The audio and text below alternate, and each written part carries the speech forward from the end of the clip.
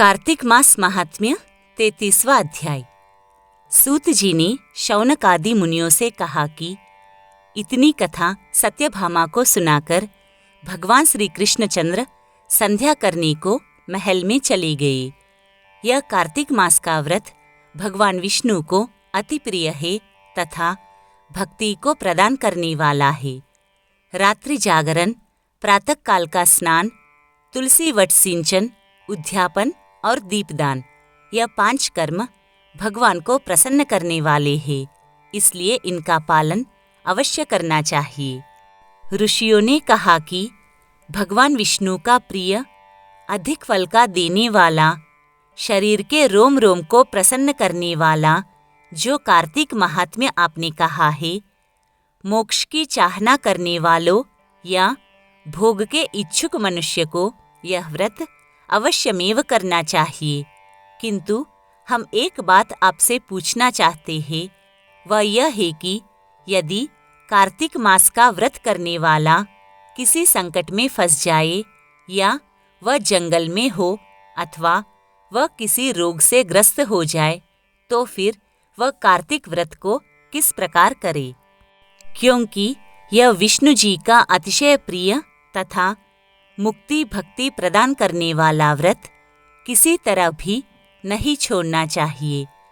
श्री सूत जी ने उत्तर दिया कि यदि कार्तिक व्रती किसी संकट में फंस जाए तो वीरता के साथ शंकर जी तथा भगवान विष्णु के मंदिर पास हो तो उसमें जाकर रात्रि जागरण करे।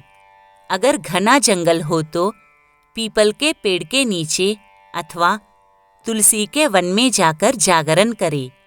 भगवान विष्णु जी की मूर्ति के सम्मुख बैठकर विष्णु जी का कीर्तन करे। ऐसा करने से 1000 गौवों के दान के बराबर फल मिलता है। जो मनुष्य विष्णु जी के कीर्तन में बाजा बजाते हैं, उसे वाजपेय यज्ञ के बराबर फल मिलता है और हरि कीर्तन में नृत्य करने वाले प्राणी को समस्त तीर्थों में स्नान करने का फल मिलता है।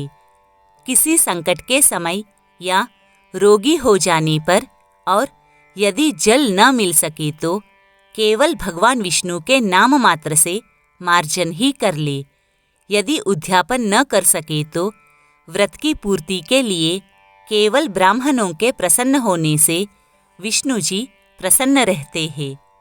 यदि दीपदान न कर सके तो दूसरों के दीप की वायु आदि से भली भांति रक्षा करे और यदि तुलसी का पौधा पास ना हो तो वैष्णव ब्राह्मण की ही पूजा कर ले, क्योंकि भगवान सदा अपने भक्तों के पास रहते हैं। इस सब के न होने पर व्रती ब्राह्मण गौ, पीपल और वट वृक्ष की श्रद्धा से सेवा करे। यह सुनकर शौनक आदि ऋषियों ने कहा कि आपने गौ तथा ब्राह्मणों के सदृश पीपल और वट वृक्षों को बतलाया है और सभी वृक्षों में पीपल का वृक्ष और वट वृक्ष श्रेष्ठ क्यों कहे गए हैं। तब श्री सूत जी ने कहा कि पीपल का पेड़ साक्षात विष्णु भगवान है और पलाश का पेड़ साक्षात ब्रह्मा है। इन वृक्षों की पूजा, सेवा तथा दर्शन से सब पापों का नाश होता है।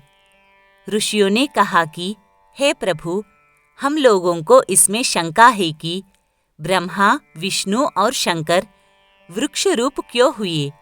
आप कृपा करके हमें बताइए। तब श्री सूत जी ने कहा कि प्राचीन काल में भगवान शंकर और पार्वती जी विहार कर रहे थे। उस समय उनके विहार में विघ्न डालने के विचार से ब्राह्मण का रूप धारण करके अग्निदेव वहां पर गए। विहार के आनंद का नाश हो जाने के कारण क्रोध में भरकर श्री पार्वती जी ने समस्त देवताओं को शाप दे डाला। पार्वती जी ने कहा कि हे देवताओं, विषय सुख को कीट पतंगे भी जानते हैं, उसमें आप लोगों ने देवता होकर विघ्न डाला है, इसलिए आप सब लोग वृक्ष हो जाओ। सूत जी ने कहा कि इस प्रकार क्रोधित पार्वती जी के शाप से सब देवता वृक्ष हो गए। इसी कारण भगवान विष्णु तथा शंकर जी दोनों पीपल और वट हो गए। इसी कारण भगवान विष्णु का शनिदेव के साथ योग होने के कारण केवल शनिवार को ही पीपल का स्पर्श करना चाहिए और किसी दिन नहीं।